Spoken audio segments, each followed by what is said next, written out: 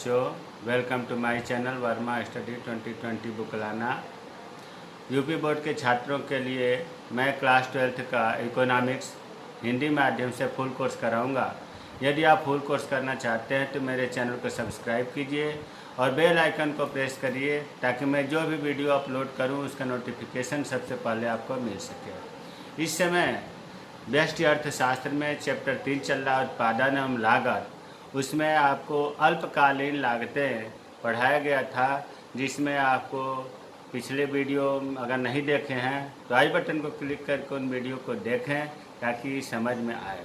प्यारे बच्चों, मैं इससे पहले जो है कुल लागत के दोनों प्रकार, कुल स्थिर लागत, कुल परिवर्तित लागत, औसत लागत, औसत स्थिर लागत, औसत परिवर्तित लागत पढ़ा दिया गया।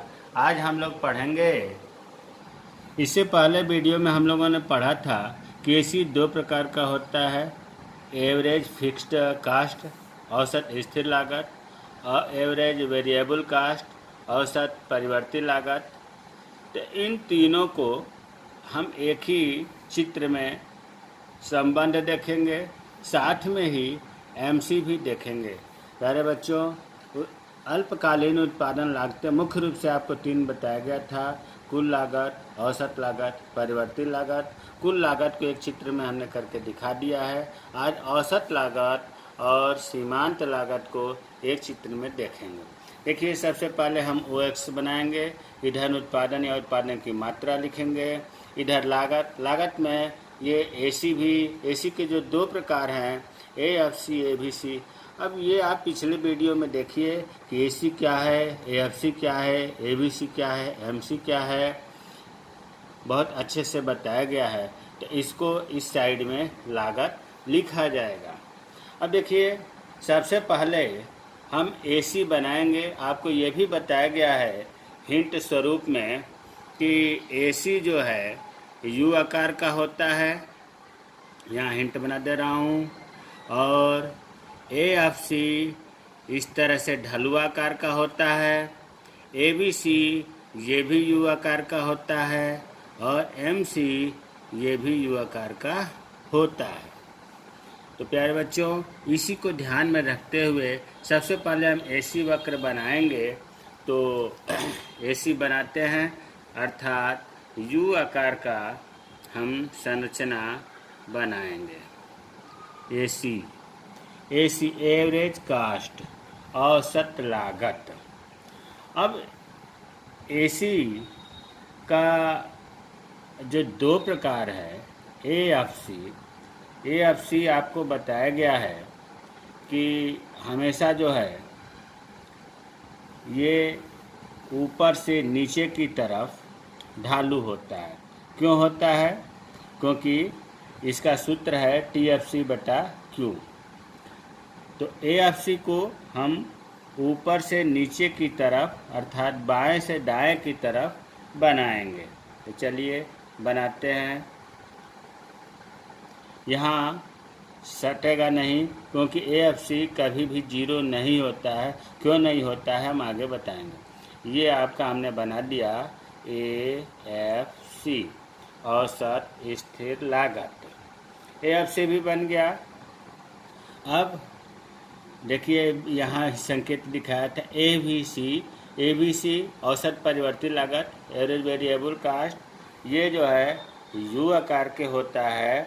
तो अब इसमें हम पहले ABC बनाते हैं। ABC आपको यू आकार का दिखाना है हमें, तो चलिए बनाते हैं। ABC ये हो गया औसत परिवर्तित लागत। ABC भी यू आकार का हो गया, AC भी यू आकार का हो गया, और ये बाएं से दाएं गिरते हुए होता है। ये पिछली वीडियो में भी बताया गया है। अब जो है MC रह गया। MC यू आकार का होता है। यार बच्चों, यही ध्यान रखना है कि MC जो है, देखो जो औसत लागत है AC, उसका जो मिनिमम बिंदु है, न्यूनतम पॉइंट जो है, इसके AC के न्यूनतम बिंदु और ABC का जो ये बना हुआ है यू आकार का, इसका जो न्यूनतम बिंदु, इसका न्यूनतम बिंदु यहाँ है। इन दोनों को काटते हुए MC खींची जाएगी। अगर इसको हम और क्लियर करना चाहें तो इस तरह से। अब ये जो बिंदु है AC का, ये वक्र का सबसे न्यूनतम बिंदु और ABC वक्र का ये न्यूनतम बिंदु, इन दोनों बिंदुओं को काटती हुई MC रेखा खींची जाएगी। और MC यू आकार की भी होती है थोड़ा लिए हुए। तो चलिए हम बनाते हैं। इन बिंदु को ध्यान में रखते हुए आप कच्ची पेंसिल से बनाइएगा पेपर में। ये हो गया आपका MC रेखा। अब देखिए एक ही चित्र पर MC रेखा, AC, ABC, FC। फिर एक बार रिपीट कर दूं। सबसे पहले हमने AC खींचा, फिर उसके बाद हमने AFC खींचा, उसके बाद ABC खींचा, उसके बाद MC ABC के न्यूनतम बिंदु और AC के न्यूनतम बिंदु को काटते हुए खींचा। अब ये चित्र बन गया। तो इनका व्याख्या करेंगे। अब देखो AC, यहाँ मैं ये बताना चाह रहा हूँ क्योंकि अल्पकालीन लगते समाप्त होने जा रहा है। देखो AC, S लगा हुआ है। S का मतलब होता है शॉर्ट रन, अल्पकालीन। शॉर्ट मतलब, शॉर्ट रन मीन्स अल्पकालीन औसत लागत,